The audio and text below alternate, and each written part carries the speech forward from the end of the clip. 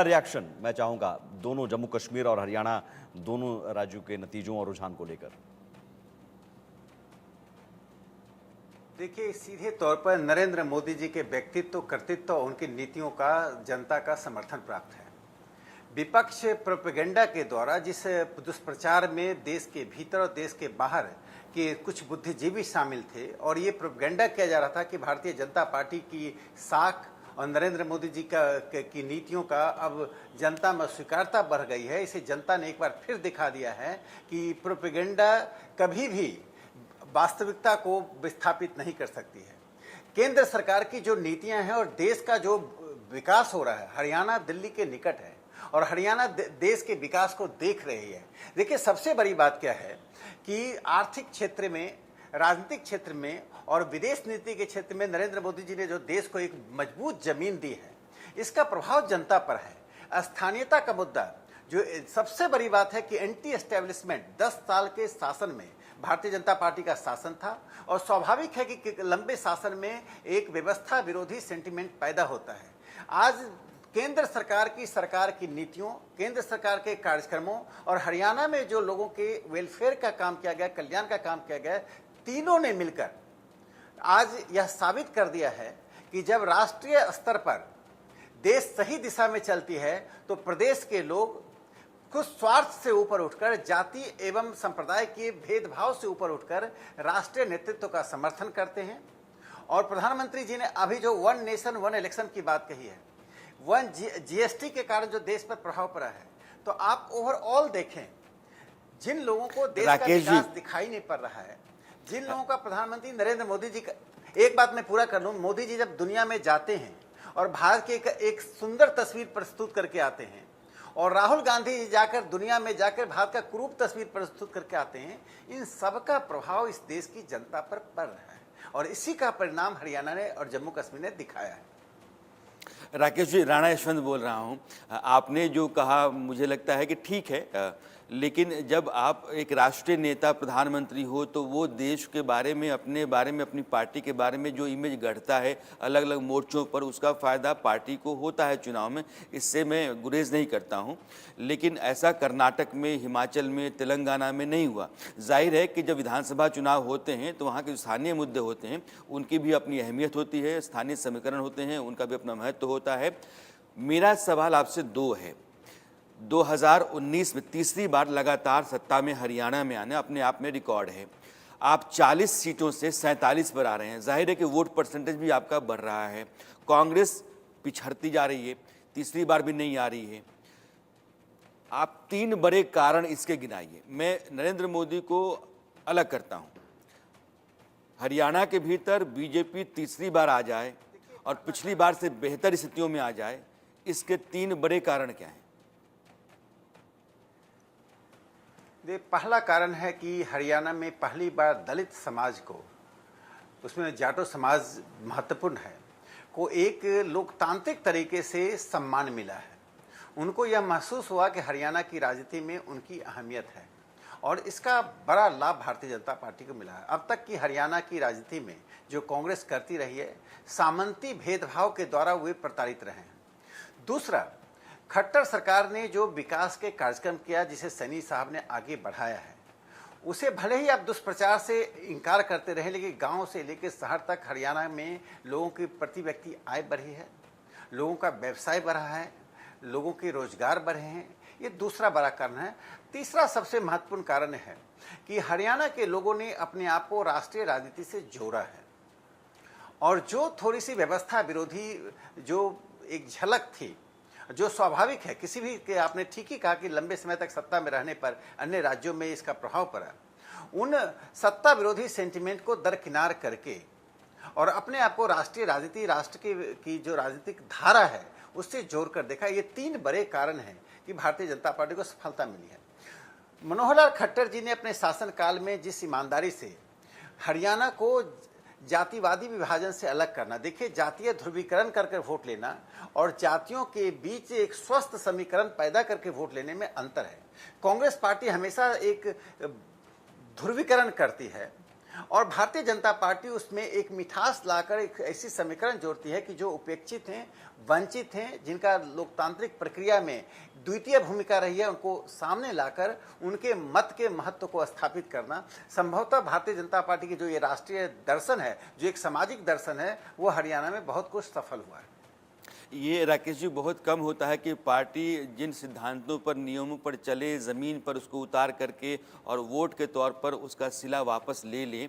लेकिन हरियाणा को समझना मुझे लगता है कि इस बार बहुत ज़रूरी है नए सिरे से, क्योंकि आपके लिए किसान, आपके लिए नौजवान, आपके लिए पहलवान, आपके लिए संविधान, ये सारे बड़े हथियार कांग्रेस ने अख्तियार किए और उसको आजमाया। इस भरोसे में कांग्रेस थी कि इस बार वो प्रचंड बहुमत के साथ आ रही है। एग्जिट पोल भी यही इशारा दे रहे थे, बावजूद इसके ऐसा नहीं हुआ है। इस नहीं होने के पीछे जैसा आप कह रहे हैं कि ये चारों खतरे थे, बीजेपी के मैं तमाम नेताओं से बात कर रहा था, वो मानते थे कि ये चारों खतरे हैं।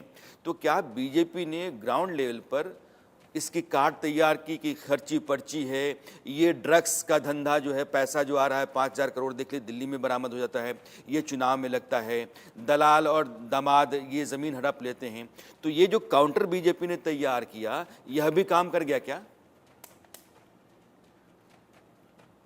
देखिए, एक बात आप देख लीजिए, जब कांग्रेस पार्टी का शासन चाहे दिल्ली हो या हरियाणा हो, घरों से चलता है, घर के दफ्तर से पार्टी का निर्देश होता है और कार्यकर्ता जैसे सामंत के नीचे लोग रैयत होते हैं, उस तरह से कार्यकर्ता रहते हैं।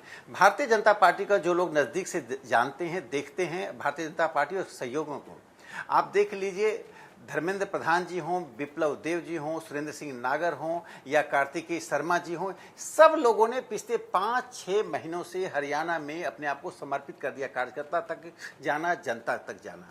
जिस पार्टी के बड़े नेता सामान्य गांव, पंचायत, नगर, किसी मोहल्ले में जाकर जनता से संपर्क करते हैं और अपनी नीतियों को बताते हैं, उसका असर होता है। लेकिन एक बात जो मैं आज कहना चाहता हूँ, हरियाणा का चुनाव नरेंद्र मोदी जी के ऊपर एक रेफरेंडम की तरह से विपक्ष लड़ रही थी। आप कल्पना कीजिए कि हरियाणा में कांग्रेस पार्टी 55 सीट लेकर चुनाव जीतती तो पूरे देश में ये क्या माहौल क्रिएट करती। वस्तुतः पूरा विपक्ष एक मृग मरीचिका में बैठा हुआ था कि हरियाणा हम जीतेंगे और केंद्र सरकार खास करके नरेंद्र मोदी जी पर हमला करेंगे। तो इसलिए मैं इसको कर्नाटक के चुनाव से और हिमाचल के चुनाव से अलग देखता हूं।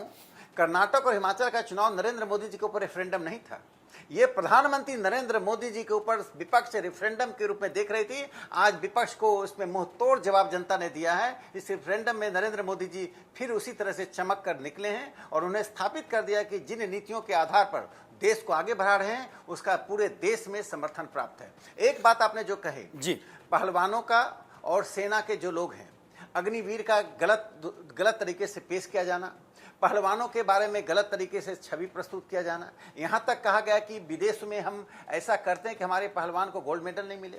देखिए, प्रोपेगेंडा की एक सीमा होती है, दुष्प्रचार की सीमा होती है। दुष्प्रचार कभी भी लोकतंत्र को परास्त नहीं राकेश कर जी, सकता है। हरियाणा तो के एक अंत लिहाज मैं से जोड़ूंगा जो आपने बातें कही हैं, मैं आप ही की बात को अब मैं जम्मू कश्मीर के संदर्भ में रखता हूँ।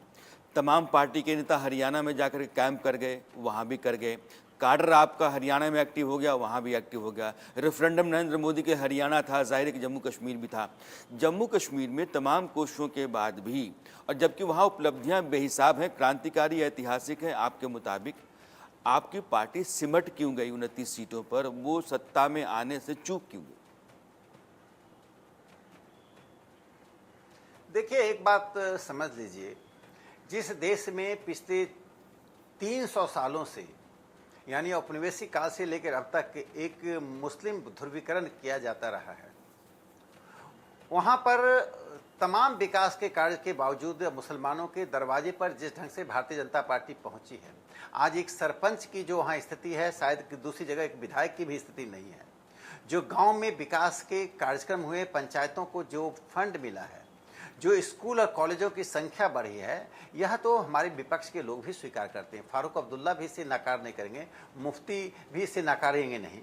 इसके बावजूद भी यदि मुस्लिम समाज का वोट अभी भारतीय जनता पार्टी तक नहीं पहुंच रहा है, तो यह भारतीय जनता पार्टी पर सवाल नहीं है। यह सवाल इस जम्मू कश्मीर की में पंथ निरपेक्षता का राग लापने वालों पर है कि अगर केंद्र में बैठे हुए लोग, राज्य में बैठे हुए लोग विकास को पंथ निरपेक्ष की तरह लोगों के दरवाजे तक पहुंचाते हैं, आतंकवाद को समाप्त करते हैं, भेदभाव समाप्त करते हैं, तब भी यदि एक खास समुदाय उस पार्टी का समर्थन नहीं करके परंपरागत तरीके से 370 के समाप्त करने का विरोध करने वालों का, आतंकवादियों के प्रति सहमति रखने वालों का, पाकिस्तान से जो आतंकवाद रहता है उसके प्रति अच्छे शब्द बोलने वाले का समर्थन करती है, यह एक बहुत बड़ा सवाल इस क्या देश की नए जनता सिरे के से सामने है मैसेज कि हम पहुंचाने की पंथनिरपेक्षता जरूरत है? कौन सी नए सिरे खूंटी से लेकर आएं? वहां घाटी में खासतौर पर आप अपना संदेश पहुंचाएंगे नए तरीके से, इसकी जरूरत है क्या? मैं एक छोटा सा सवाल लूंगा और बहुत छोटा सा जवाब मैं चाहूंगा। संघ की भूमिका को लेकर, आरएसएस की भूमिका को लेकर, आरएसएस क्या इस चुनाव में आप एक बहुत महत्वपूर्ण मानते हैं फैक्टर आरएसएस का रहा? लोकसभा चुनाव के बाद से जो तलखी आई, जेपी नड्डा साहब ने कहा कि भाई बना रहा तस्वीरें आप देख सकते हैं कि संघ की अब किस जरूरत तरीके नहीं से अभी जीत का सर्टिफिकेट जो है वो दे दिया गया है और पूरा परिवार जो है वो जश्न जो है वो बना रहा है। तस्वीरें आप देख सकते हैं से जो शक्ति रानी शर्मा हैं उन्होंने जीत हासिल कर दिया है और कांग्रेस के जो उम्मीदवार थे प्रदीप चौधरी, उनको करारी हार का सामना जो है वो कहीं ना कहीं करना पड़ा है। और कालका से ये सीधी तस्वीरें, शक्ति रानी शर्मा बड़े अंतर से जीत हासिल हुई है और बड़ी जीत हासिल हुई है। राकेश जी है ना, राकेश जी चूंकि इस चुनाव से तो लगातार संपर्क में रहे हैं और कार्तिक जी के साथ लगातार संवाद करते रहे। राकेश जी, वो आप लोगों की मेहनत जो है वो कामयाब हो गई है। कालका से शक्ति रानी शर्मा जी बीजेपी के उम्मीदवार के तौर पर जीत गई हैं और वहां से अब उनको सर्टिफिकेट भी मिल गया है। शक्ति रानी शर्मा जी को बधाई, और मैं कहता हूं कि वो सिर्फ चुनाव नहीं जीती हैं, उनकी मेहनत के कारण 2-3 विधानसभाओं पर, उनके आसपास के विधानसभा में वोट के अंतर पर प्रभाव पड़ा है और हमारी जीत हुई है। और एक ऐसी शख्सियत जिनका परिवार लंबे समय से हरियाणा की राजनीति में एक महत्वपूर्ण रचनात्मक भूमिका निभाता रहा है, आज जनता ने उनको अपना समर्थन दिया है।